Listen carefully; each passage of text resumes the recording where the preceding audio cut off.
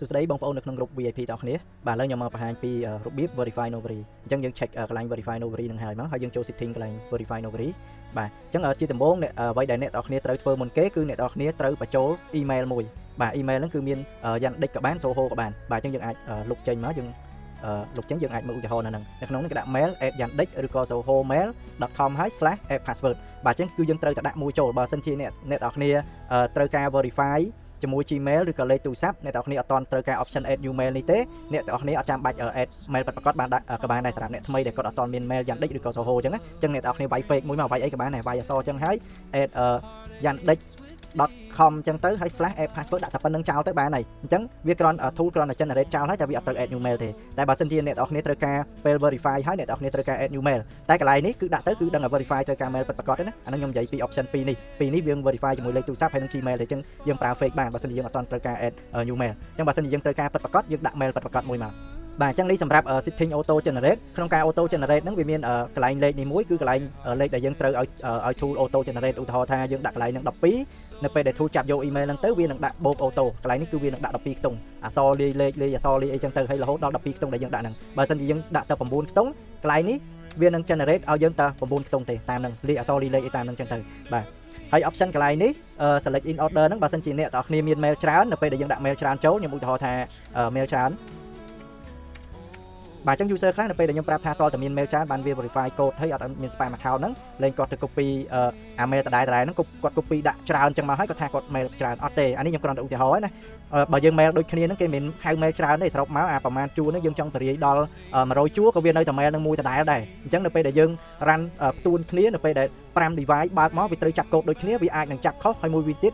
អាច mail ដែលយើង access ចូលទៅហ្នឹងក៏វាអាច spam ដែរក៏វាចូលអត់រួចដែរក្នុងពេលតែមួយហ្នឹងអញ្ចឹងខ្ញុំ recommend ដល់អ្នកគ្នាមាន mailកាន់តែច្រើនកាន់តែល្អបាទយើងដាក់ mail ឲ្យច្រើនមកអានេះខ្ញុំគ្រាន់តែឧទាហរណ៍ណាជាក់ស្ដែងអ្នកនរគ្នាត្រូវដាក់ mail ផ្សេងគ្នាចូលអានេះខ្ញុំគ្រាន់ឧទាហរណ៍សម្រាប់ function នេះទេបើមិនជាអ្នកនរគ្នាអត់ check កន្លែង select mail in order នេះទេបានន័យថានៅពេលដែល device ទី1ចូលមកគឺវានឹងចាប់ random វាអាចចាប់អាទី3អាទី4ឬក៏អាទី5អីចឹងទៅវានឹងចាប់មួយហើយនៅពេលដែល device ចូលទី2មកទៀតគឺវា random ទៀតអញ្ចឹងក្នុងការ random ហ្នឹងអត់ទីទេជួនកាលវា random ចំមកផ្សេងជួនកាលវាអាច random ចំមកដដែលក៏ថាបានដែរតែបើសិនជាយើង select យកអាកន្លែង mail in order នេះវានឹងចាប់ mail តាមលំដាប់លំដោយអញ្ចឹង device ទី1វាចាប់យក mail ទី1 device ទី2ចាប់ mail ទី2 device ទី3ចាប់ mail ទី3គឺវាអត់ចាប់ស្ទូនគ្នាទេអញ្ចឹងក្នុងការចាប់ code យកមក verify ក៏វា smooth តាមនឹងដែរវាអត់មានបញ្ហារឿង IMAP access អញ្ចឹងណាខ្ញុំ recommend ឲ្យអ្នកទាំងគ្នាមាន Soho mail យ៉ាងតិច mail ហ្នឹងច្រើនកាលណាល្អកាលហ្នឹងដើម្បីការពារកុំឲ្យ spam ព្រោះ Facebook ក៏វាមាន limit របស់វាដែរតែយើងកាលណា add mail ដដែលចូលក្នុងពេលតែមួយហ្នឹងក៏វាអាចធ្វើឲ្យខូច account ដែរបាទអញ្ចឹងអានេះខ្ញុំឧទាហរណ៍លើ function នេះទេជាក់ស្ដែងអ្នកទាំងគ្នាត្រូវតែដាក់ mail ផ្សេងគ្នាចូលអាហ្នឹងបានហៅថា mail ច្រើនមិនមែន mail ដដែលហ្នឹង copy មកជូនដូចគ្នាអញ្ចឹងហៅ mail ច្រើនណ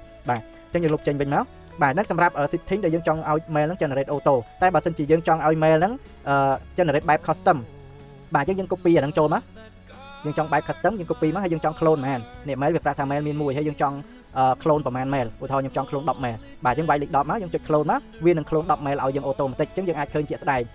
កតុយ mail ហ្នឹងបូកប្រហែលអីម៉ានឬក៏យើងអាច custom ដាក់លេខខ្លួនឯងក៏បានដែរ001ហើយមានលេខអីចឹងយើងវាយបញ្ចូលខ្លួនឯងចឹងទៅនៅពេលដែល tool វាមកចាប់វានឹងចាប់មួយវាលុបមួយចាប់មួយលុបមួយចាប់មួយលុបមួយវាឲ្យ mail ហ្នឹងចូលទៅ verify account ដូចគ្នាទេបាទអាហ្នឹងសម្រាប់អ្នកទាំងគ្នាដែលចង់ប្រើ custom ឬក៏យើងវាយបញ្ចូលលេខខ្លួនឯងអញ្ចឹងទៅអត់ចាំបាច់ឲ្យ tool clone auto អញ្ចឹងក៏បានដែរបាទអញ្ចឹងឥឡូវខ្ញុំយក setting កន្លែង auto generate បន្តមកទៀតកន្លែងdelay get code នេះបានន័យថានៅពេលដែលយើងបញ្ចូល mail ចូលទៅក្នុង Facebook ហើយយើងចង់ឲ្យវា delay ប៉ុន្មាន second បានឲ្យវាចាប់ផ្ដើមចូលទៅចាប់ code បើមិនជាខ្ញុំដាក់20អញ្ចឹងបានន័យថានៅពេលដែលបញ្ចូលហើយរយៈពេល20 second 20វិនាទីបាន tool ចាប់ផ្ដើមចូលទៅ access iMail ចាប់ផ្ដើមយក code យកមកបាទបើអ្នកទាំងគ្នាចង់ដាក់15ក៏ដាក់15មកយើងមើលតាមអ៊ីនធឺណិតយើងអញ្ចឹងណាបើសិនអ៊ីនធឺណិតរៀងយឺតដែរយើងរ៉ាន់ច្រើន device យើងចង់ឲ្យវា delay រៀងយូរតិចយើងដាក់25អីចឹងទៅបាទហើយ retry get code time នេះបានន័យថានៅពេលដែលវាចូលទៅចាប់ code ហ្នឹងវា fail ករណីណាមួយឬក៏យក code អត់បានទេយើងចង់ឲ្យវាព្យាយាមយក code ហ្នឹងប្រហែលដងបើសិនជាខ្ញុំដាក់3បានន័យថា3ដងអញ្ចឹងវា fail លើកទី1ចាប់ code អត់បានទេវានឹងចូលទៅម្ដងទៀត3ដងគ្រប់3ដងហ្នឹងនៅតែអត់បានទៀតបានវាប្រាប់ថា fail បាទបើសិនជាអ្នកទាំងគ្នាដាក់តែម្ដងបានន័យថាវានឹងចូលទៅចាប់ code តែម្ដងទេអត់បាន fail គឺ show តែ fail បណ្ដោយបាទកន្លែងហ្នឹងគឺយើងកន្លែង retry get code ណារយៈពេលមួយដងអ្នកខ្លះគាត់ចង់បានច្រើនដងគាត់ដាក់ចំនួន5ដងតាមនឹងទៅគាត់ព្យាយាមឲ្យច្រើនដងអញ្ចឹងណាករណីអ្នកមាន mail តិចបាទបន្តមកទៀតយើងចូលមក option ដែលយើងត្រូវសេរីក្នុងការ verify អញ្ចឹងដំបូងអ្វីអ្នកនរគ្នាត្រូវមើលគឺ select app នេះយើងចង់ verify ជាមួយ Facebook ធម្មតាឬក៏ចង់ជាមួយ Facebook Live អញ្ចឹងយើង select តាមហ្នឹងមកបាទនៅក្នុងការ verify ហ្នឹងរាល់ពេលដែលវា verify success ហើយជោគជ័យទាំងអស់ហ្នឹង អ្នកទាំងអស់គ្នាចង់ remove pending ចេញអត់ធម្មតា account Novery វាតែងតែមាន pending ហើយជាមួយ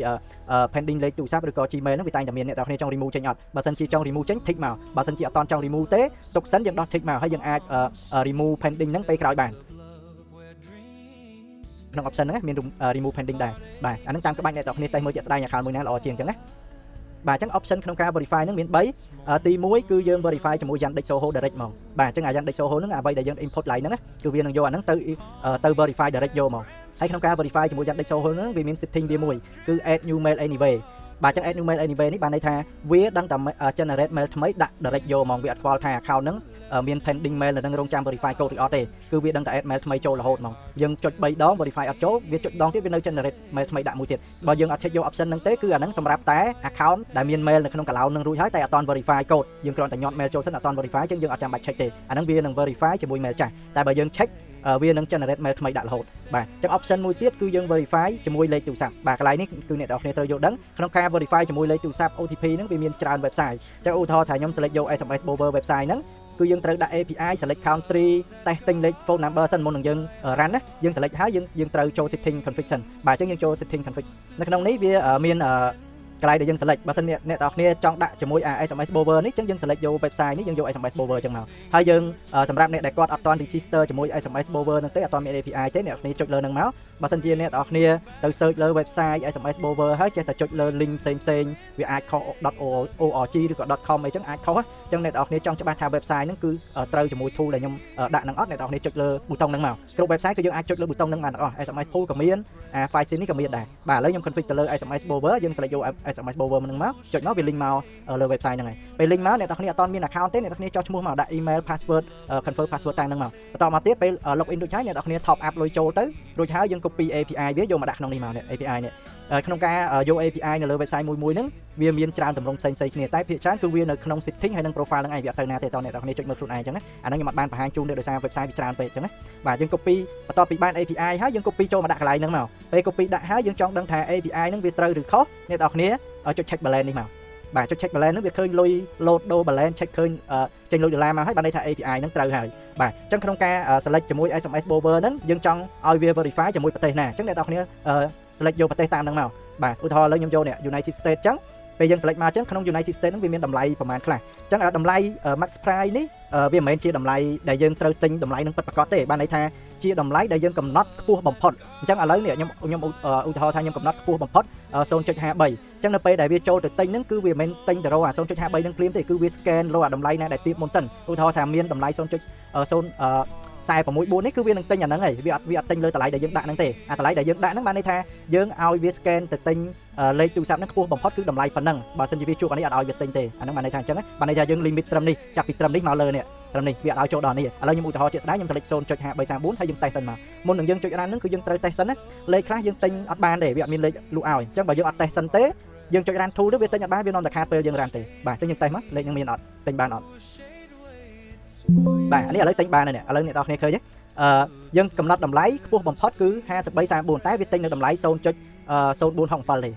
បាទអញ្ចឹងវា select យកអាលេខណាដែលទាបបំផុតលុះត្រាតែ 0.4667 នឹងអត់មានបានវាឡើងមក step ទៀតមកនេះវាអាចឡើងដល់ 0.39 សិនបានវាដល់អានេះបាទ 0.39 នឹងអត់មានទេបានវាចូលដល់តម្លៃខ្ពស់បំផុតដែលយើងបានដាក់ហ្នឹងបាទអញ្ចឹងពេលយើងទិញ test លេខហ្នឹងវាទិញបានហើយគឺយើងអាច select យក option ហ្នឹងបានហើយបាទអញ្ចឹងក្នុងការverify ជាមួយ phone OTP ហ្នឹងវាមាន setting របស់វាទៀតនៅពេលដែលយើង verify ជាមួយលេខទូរស័ព្ទហើយហ្នឹងយើងចង់ add new mail ហ្នឹងគឺជា mail Yandex Soho របស់យើងនេះយើងចង់ add mail ចូលភ្លាមអត់បើសិនជាយើងចង់ add mail ចូលភ្លាមយើង check កន្លែងហ្នឹងមកហើយពេលយើង add mail ចូលភ្លាមហើយហ្នឹងយើងចង់ remove អាលេខទូរស័ព្ទដែលយើង verify ហ្នឹងចេញអត់បើសិនជាយើងចង់ remove យើងចុច check កន្លែង remove នេះមកបើអត់ចង់ remove ទេចង់ទុកសិនយើងអត់ចាំបាច់ check កន្លែងហ្នឹងទេបើយើងចាំ remove ពេលក្រោយក៏បានដែរព្រោះនៅក្នុង setting គឺយើងអាច option 2យើងអាច remove ពេលក្រោយបានកន្លែងហ្នឹងណាយើងចង់ remove phone number all remove Gmail all ក៏បានដែរបាទបាទអញ្ចឹងអាកន្លែង phone OTP នេះលុះត្រាតែអ្នកទាំងគ្នា add new mail សិនបាន remove កើតទេអានេះខ្ញុំអត់បានដាក់ auto ទេបើសិនជាយើងអត់តន់ add new mail ចូលទេយើងឲ្យវា remove phone ទេវា remove អត់បានទេព្រោះអី primary contact យើងមានតែមួយហ្នឹងអញ្ចឹងវា remove អត់បានទេលុះត្រាតែយើង add new mail បានយើង remove phone បានបាទអញ្ចឹងបន្តមកទៀត option មួយទៀតគឺយើង verify ជាមួយ Gmail បាទអញ្ចឹង Gmail មានតែមួយទេនៅក្នុង setting ហ្នឹងឥឡូវតែមានមួយ website នៅឡើយទេនៅពេលដែលខ្ញុំ add website ចូលផ្សេងទៀតអ្នកទាំងគ្នា select យក website ហ្នឹងមកវាចេញ API តាមហ្នឹងហើយយើងចូល check balance ចុចលើ link ហ្នឹងមកនេះវាចុចបានដូចគ្នាអញ្ចឹងយើងចុចចូលទៅក្នុង website ហ្នឹងមក វាយើងបង្កើត account top up ហើយ copy API មកយកមកដាក់ក្នុងកន្លែងហ្នឹងយើង check balance ទៅដូចគ្នាចឹងឯងបាទ setting ដូចគ្នាហើយយើង test buy សិនមកថាទិញបានអត់បាទបើថាបានចឹងអូខេយើងអាច run បាន select បានបាទចឹងក្នុងការ select ជាមួយ verify ជាមួយ Gmail ហ្នឹងវាមាន2 option ទៀតបើយើងយកកន្លែងនេះបានន័យថាវាក្នុងមួយ Gmail ហ្នឹងគឺយើង verify តាម account ទេនៅពេលដែលវា verify ជាមួយ Gmail ហើយហ្នឹងអ្នកនរគ្នាចង់add new mail ភ្លាមៗអត់ដូចខាងលើចឹងណាចង់ add mail ភ្លាមៗអត់ហើយនៅពេលដែល add mail ភ្លាមៗហើយចូលហើយអ្នកនរគ្នាចង់ remove Gmail នឹងភ្លាមអត់បាទបើសិន remove យើង check មកបើអត់ចង់ remove ទេយើងគ្រាន់តែ add verify Gmail ចូលហើយទុកសិនយើងដោះ tick តាមហ្នឹងមកហើយយើងអាច remove ពេលក្រោយបានអាកន្លែង remove all contact ហ្នឹងណាបានដូចគ្នាបាទហើយសម្រាប់ option មួយទៀតគឺ option ដែលខ្ញុំហៅថា option សំចៃហ្នឹងណាបើសិនជាយើងយកកន្លែងនេះវានឹងប្រើ Gmail OTP ដែលយើង select នឹងដូចគ្នាក៏ប៉ុន្តែ Gmail មួយគឺយើងអាច verify បានច្រើន account អញ្ចឹងក្នុង Gmail ហ្នឹងខ្ញុំនៅក្នុង flow setting ខ្ញុំឲ្យវា verify បាន4 account ផុតពី4 account ហ្នឹងគឺអត់ឲ្យ verify ទៀតទេអញ្ចឹងអ្នកនរគ្នាឃើញលេខកន្លែងនេះ35ហ៎បាទឃើញលេខ35បានន័យថា35នេះគឺជា Gmail ដែលយើងបាន remove ចេញពី account ផ្សេងៗហើយដែល verify ហើយហ្នឹងយើងបាន remove ចេញមកហ្នឹងយើងយកវាមក save ទុកយើង save ទុក verify account ផ្សេងៗទៀតអញ្ចឹងនៅក្នុង setting នេះ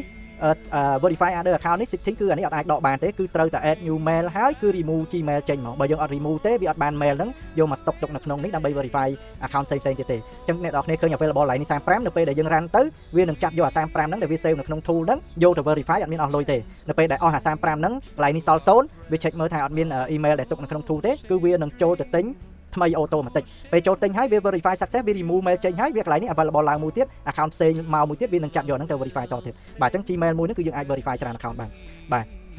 ាទអញ្ចឹង setting មានប៉ុណ្្នឹងឯងឥឡូវខ្ញុំសាក run verify ឲ្យអ្នកនរគ្នាមើលបាទអញ្ចឹងឥឡូវឧទាហរណ៍ថាខ្ញុំ verify ជាមួយ Facebook ធម្មតាហើយខ្ញុំយកជាមួយ verify Gmail ហើយខ្ញុំអត់តន់ចង់ add new mail ឬក៏ remove Gmail ចេញទេបាទខ្ញុំយកប៉ុណ្្នឹងបាទហើយយើងចុច save មកបាទយើងចូលទៅ account Novery ឥឡូវឧទាហរណ៍ថាអានេះមុនខ្ញុំជាប់ verify មួយទៅហើយខ្ញុំបិទវិញបាទអញ្ចឹងឥឡូវឧទាហរណ៍ខ្ញុំ select 5 account នេះចុះបាទអញ្ចឹង5 account នេះខ្ញុំ select 5 device ដូចគ្នា5 account នេះខ្ញុំចង់ឲ្យវា run verify ទៅលើ IP ដើមរបស់វាបាទអញ្ចឹង IP ដើមរបស់វាគឺនៅពេលដែលយើង recovery មកវា save location ចេះឃើញទេបាទបើយើងចង់ឲ្យវា verify ជាមួយ IP ដើមរបស់វាអ្នកនរគ្នា check លើ open VPN ហ្នឹងមកធម្មតាអញ្ចឹងទៅហើយយើងចុច start មកមុននឹងចុច start ហ្នឹងអ្នកនរគ្នាអាច select function ផ្សេងៗបានឧទាហរណ៍ថា account នេះវាអត់តមានឈ្មោះទេអញ្ចឹងយើងអាចនៅពេលដែលវា verify success យើងចង់ឲ្យវា check ឈ្មោះអត់បើចង់ឲ្យវា check ឈ្មោះយើង check កន្លែង check account info នេះមកយើង check account name ហើយក្នុងការ check account ហ្នឹងមាន2របៀបមាន check by UI ហើយនិង by token user ខ្លះគាត់គិតថានៅពេលដែលចាប់ឈ្មោះតាម token ហ្នឹងវាអាចធ្វើឲ្យ account ងាប់ច្រើនអញ្ចឹងគាត់មានជំរើសមួយទៀតគឺ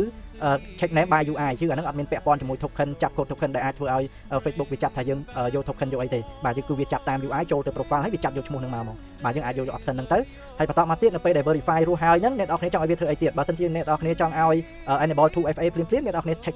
enable 2FA មកបើអត់តន់ចង់ឲ្យវា enable ទេអត់ចាំបាច់ check ទេបាទហើយ setting ផ្សេងៗនេះទៀតដូចគ្នាបើអ្នកនរគ្នា check គឺវានឹងធ្វើការតាមហ្នឹងបើយើងអត់ select remove pending នៅក្នុងនេះទេយើងអាច remove pending នៅក្នុងនេះក៏បានដែរតែ flow វារៀងវែងតិចទៅចប់ហើយវាចូល setting ម្ដងទៀតអញ្ចឹងណាបាទនោះវាចូលលឿនជាងបាទហើយនៅពេលដែលយើង verify success ហើយយើងចង់ log out other device អត់បើចង់ log out យើង check កន្លែងហ្នឹងមកវាចូលទៅ log out other device នៅសល់តែ device យើងមួយទេបាទអញ្ចឹងនៅក្នុង option កន្លែងហ្នឹងអ្នកនរគ្នា check កន្លែងណាគឺវាដើរកន្លែងហ្នឹងឧទាហរណ៍ថា account ហ្នឹង verify ហើយទៅវាឃើញ check point អ្នកនរគ្នាចង់ដោះ check point ភ្លាមៗអ្នកនរគ្នា check កន្លែងហ្នឹងមកហើយយើងដាក់ setting ចូលតាមហ្នឹងទៅអញ្ចឹងណាបាទអញ្ចឹងឥឡូវខ្ញុំគ្រាន់តែឲ្យវា check ឈ្មោះ verify ហើយ enable 2FA ទេហើយទៅលើ VPN ដើមរបស់វាដែលវាបាន recovery ហ្នឹងបាទអញ្ចឹងយើងចុច run មកបាទបន្តមកទៀតខ្ញុំ select លើ5 account ទៀតខ្ញុំដូរ IP ខ្ញុំអត់ចង់ verify ជាមួយ open VPN ដើមទេបាទហើយ setting បើអ្នកនរគ្នាចង់ verify ជាមួយ Facebook Live វិញអាទី2ហ្នឹងណាចង់ Facebook Live វិញ select Facebook Live ចឹងមកបាទហើយយើង save មកលើកនេះខ្ញុំយក Facebook Live ហើយខ្ញុំអត់យក IP open VPN ទេខ្ញុំចង់ឲ្យ rec លើ IP ដើម Wi-Fi យើងហ្នឹងណាអញ្ចឹងយើងអត់ចាំបាច់ check open VPN ហ្នឹងទេបាទរួចហើយយើងចុច start មកបាទអញ្ចឹងអានេះមិញវាទៅ Facebook Live នេះបាទមុនវាទៅ Facebook Q ធម្មតាហើយអញ្ចឹងឥឡូវទី2 Facebook Live បាទយើង start មកបាទអញ្ចឹងហើយយើង select 5 device ទៀតយើងtestមើលហើយខ្ញុំ select 5 account ទៀតលើកនេះខ្ញុំចង់ឲ្យវា verify ជាមួយនឹង proxy ម្ដងបាទអញ្ចឹងយើង select account ហ្នឹងមកយើងចូលទៅ copy proxy យើងមក copy proxy ហើយយើង import proxy ចូលមក import proxy បាទពេលយើង import proxy ចូលហើយអ្នកទោះបីអ្នកនរគ្នា check កន្លែងនេះ open VPN check កន្លែងនេះឬក៏អត់ check ក៏ដោយគឺវាដឹងតែដើរលើ proxy ហ្មងបាទអញ្ចឹងលើកនេះជាមួយ proxy ខ្ញុំឲ្យវា verify ជាមួយ Facebook ធម្មតាវាយើង test មើលតាមហ្នឹងណាអាធម្មតាអត់ចូលយើងសាក live អត់ចូលទៅធម្មតាហើយយើងដូរ IP តាមហ្នឹងទៅហើយយើងចាំមើលលទ្ធផលជាក់ស្ដែងបើសិនជាយើង verify option មួយណារស់ច្រើនជាងយើងបន្តអាហ្នឹងទៀតទៅតែបើថា option ហ្នឹងឃើញងាប់ហើយកុំបន្តទៀតបើអ្នកនរគ្នាបន្តទៀតទោះបី 1K account ក៏វានៅតែងាប់ដែរតែវាចាប់ផ្ដើម check point 180ហើយគឺបន្តទៀតនៅតែ check point អញ្ចឹងអាហ្នឹងតើយើងសម្រាប់សិនយើងមើលពេលវេលាល្អតាមហ្នឹងទៀតអញ្ចឹងណាបាទឥឡូវខ្ញុំរកជាមួយ verify មួយ proxy ខ្ញុំចុច start មកបាទអញ្ចឹងអានេះ5នេះគឺវាដើរដឹងតែជាមួយ proxy ហើយអានេះដឹងតែជាមួយ Wi-Fi ហើយជាមួយ Facebook ធម្មតានេះដឹងតែជាមួយ Facebook Live ហើយអញ្ចឹង setting ដែលយើងកំណត់មិនគឺនៅពេលដែលយើងចុច start គឺវា run អញ្ចឹងបាទអញ្ចឹងតើតើ verify Novery ដូចជាមិនប៉ុណ្្នឹងឯងបើសិនជាអ្នកនរគ្នាមានចង្អុលផ្សេងៗអាចឆាត support ធ្វើបានអរគុណ